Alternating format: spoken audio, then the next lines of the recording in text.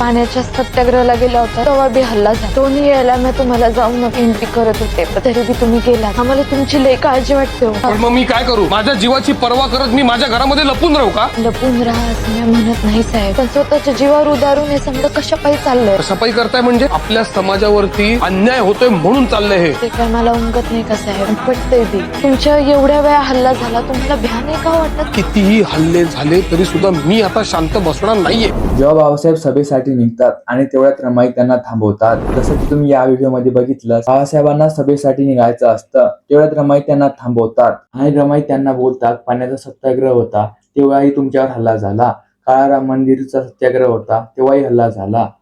दोन्ही वेळेस तुम्हाला मी जाऊ नको म्हणलं होतं, विनंती केली होती, पण तुम्ही गेले. रमाई त्यांना हेही बोलतात की आम्हाला तुमची काळजी वाटते.